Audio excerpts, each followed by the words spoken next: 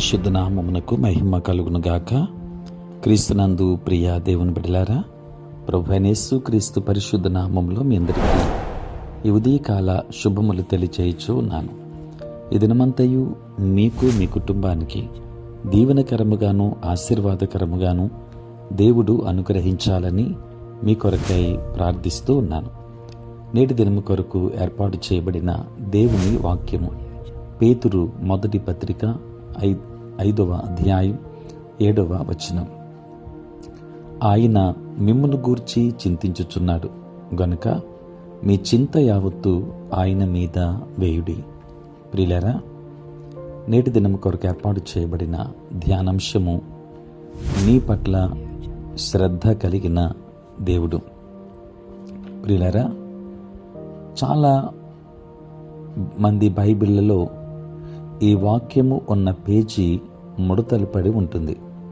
ఎందుకంటే ఈ బైబిల్ కలిగినటువంటి వారు వారి జీవితంలో కన్నీరు నిండిన కళ్ళతో ఈ వాక్యాన్ని చదివి ఉంటారు.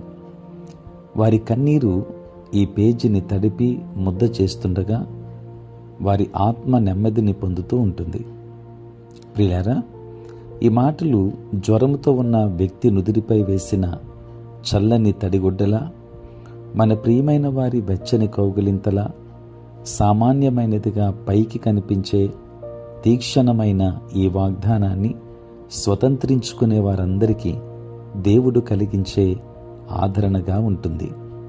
ప్రియులారా, చాలామంది ఇండ్లలో గోడలకు తగిలించబడి ఉండే ఈ వాక్యం ఆ ఇంటిలోని వారికి ఈ సత్యాన్ని మృదువుగా గుర్తు చేస్తూ ఉంటుంది. తమ భారములను క్రీస్తు వైపు ఎత్తిపెట్టి ఆయన మిమ్మును గూర్చి చింతించుచున్నాడు అనే సత్యాన్ని స్వతంత్రించుకునే ఎవరిపైనైనా శ్రేష్టమైన ప్రతి ఏవిని, సంపూర్ణమైన ప్రతి వరమును ఇచ్చేవాడు కుమ్మరిస్తాడు.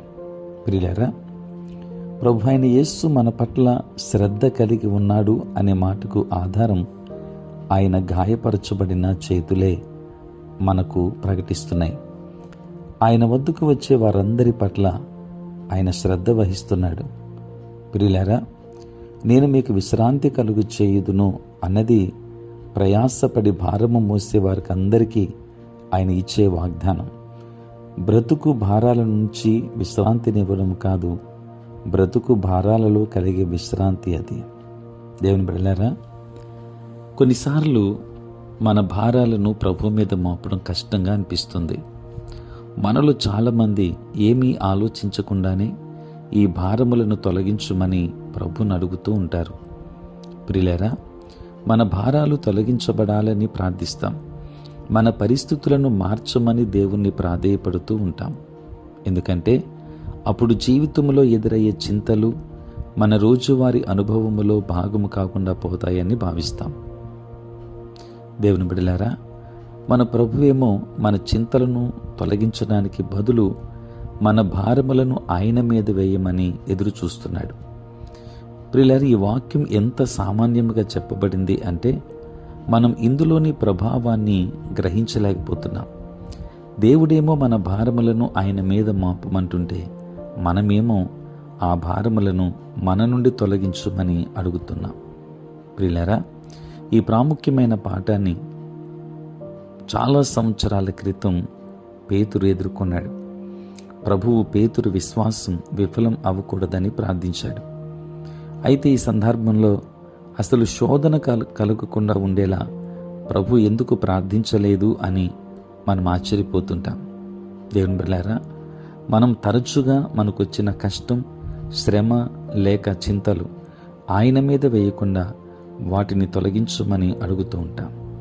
ఆ రీతిగా కాక ఆయన మన పట్ల శ్రద్ధ వహించి ఉన్నాడు గనక, ఆయన మిమ్మును గూర్చి చింతించుచున్నాడు గనక మీ చింత యావత్తు ఆయన మీద వేయుడని ప్రభు మనతో చెప్పి మన చింతను ఆయన భరించడానికి, ఆ చింత నుండి విడుదల చేయడానికి ఆయన సిద్ధపడుతూ ఉండగా మనము ఆయన చేతుల మీకు అప్పగించకుండా, ఆయన మీద వేయకుండా మనము వాటిని తొలగించుమని ప్రార్థించడం అది ప్రయోజనకరమైనది కాదు. కనుక మనము దేవుని వాక్యాన్ని వింటున్నటువంటి మనము మనము మన బాధ, మన యొక్క చింత యావత్తు కూడా ప్రభు మీద వేద్దాం. దాని నుండి విడుదల పొందుకుందాం. ఎందుకంటే దేవుడు నీ పట్ల ఒక ప్రత్యేకమైన శ్రద్ధ కలిగి ఉన్నాడు కనుక ఆయన మీద నీ చింత యావత్తువై సమస్తమైన వాటి నుండి విడుదలిస్తాడు, సంతోషాన్ని అనుగ్రహిస్తాడు. అట్టి కృప పరిశుద్ధాత్మ దేవుడు మీకు అందరికీ అనుగ్రహించునుగాక. ఆమేన్. ప్రార్థన. పరిశుద్ధుడ, ప్రేమ కలిగిన తండ్రి, నీకు వందనాలు. రాత్రంతా కాపాడారు నాయన. ఉదయం లేచి మిమ్మల్ని స్తుతించే భాగ్యం ఇచ్చారు. నీకు స్తోత్రాలు. ఈ దినమంతా కూడా మీ సన్నిధి మాతో ఉంచండి. మీ ప్రసన్నత మాకు దయచేయండి. నేటి మా పనులలోనూ, ప్రయాణములలోనూ, పరిచర్యలోనూ మీరే తోడుగా ఉండండి తండ్రి.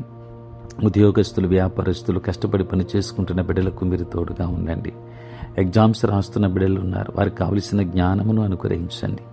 ఆత్మీయ రక్షణ ప్రతి ఒక్కరికి మీరు దయచేయమని తండ్రి, పుట్టినరోజు, పెళ్లి రోజు జరుపుకొనుచున్న బిడ్డలను దీవించి నూతన ఆశీర్వాదములు మెండుగా వారికి అనుగ్రహించమని యేసు నామములో ప్రార్థించి వేడుకొనుచున్నాము తండ్రి. ఆమేన్. తండ్రి, కుమార, పరిశుద్ధాత్మ త్రియేక దేవుని దీవెన సదా మీకును మీ కుటుంబమునకును తోడై ఉండును గాక. ఆమేన్.